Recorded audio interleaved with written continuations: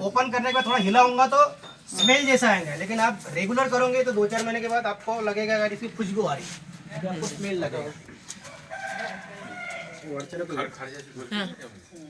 ये जो है हमने चालू करा था, इसको बोलते हैं जीवामृत। इसके कंटेंट क्या होते हैं, जैसे ये बना है ये समझ लो 10 लीटर का है, 10 लीटर की कैन है। तो इसका कंटेंट ऐसा है कि इसमें आप गोबर डालिए 1 किलो बोले तो इतना सा, और गोबर होना चाहिए देसी गाय का, क्योंकि देसी गाय के गोबर में जीवाणु ज़्यादा होते हैं। दूसरा 1 लीटर या आधा लीटर गोमूत्र डाल दीजिए देसी गाय का।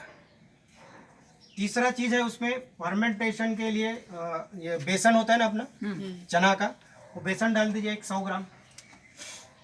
चौथा होता है गुड़ डाल दीजिए 200 ग्राम 100 ग्राम सफिशिएंट है। उसके बाद आपके गार्डन में या कोई अच्छा पेड़ है, बरगद का पेड़ है या दोग भी है, उसकी यहाँ की छोटी सी मिट्टी, एक मुट्ठी भर मिट्टी डाल दीजिए, क्योंकि मिट्टी में जीवाणु होते हैं, इसमें है गोबर में जीवाणु है, गोमूत्र में जीवाणु है। उनको बढ़ने के लिए हमने सपोर्टिंग में बेसन डाला है और गुड़ डाला है, तो ये काम करते हैं। और बाद में बाकी सब पानी है, ये 5 चीज़ें हो गई, और पानी डाल दो और इसको रख दो इसमें। ये हमने अभी देसी गाय का लाया है, ये परसों इसको बनाया है। सिर्फ सवेरे और शाम को इसको ऐसा थोड़ा घोल दीजिए, मतलब ऊपर का नीचे हो जाएगा। अभी आपको स्मेल आ रही है, खुशबू आ रही है? नहीं, स्मेल नहीं आ रही। रेडी नहीं हुआ इसलिए नहीं आ रही। बस सवेरे 2-4 मिनट एक छोटा सा है करके 2 मिनट घुमा दिया, हो गया। ये ऊपर का नीचे हो गया, इसको भी घुमा दो।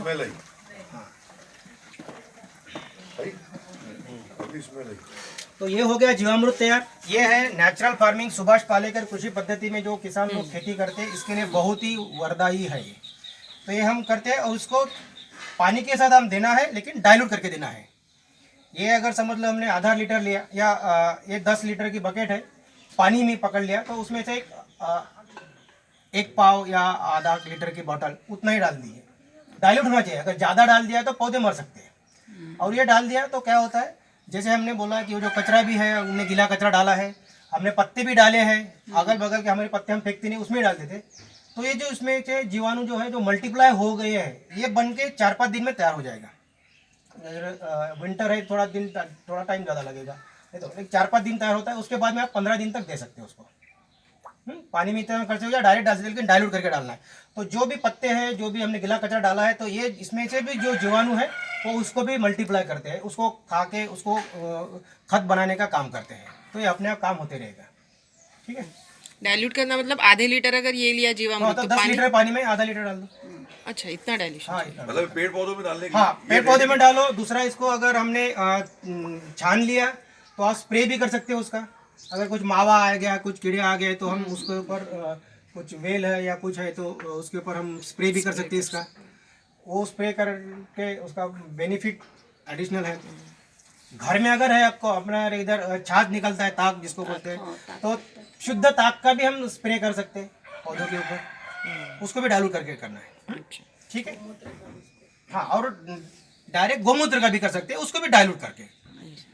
5 लीटर का अगर स्प्रे का कैन है तो उसमें एक 100 ml डाल दो, या जस्ट 50 ml डाल दो गोमूत्र का भी स्प्रे कर सकते हैं। तो बाहर का कुछ भी घर में भी लाने की जरूरत नहीं है, और खेती में भी लाने की जरूरत नहीं है। तो ये हम कितने साल से कर रहे हैं? 15 साल से।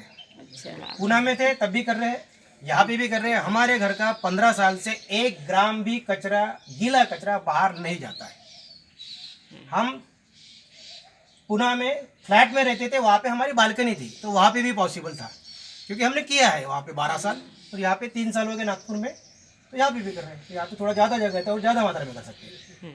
ठीक है, थैंक यू।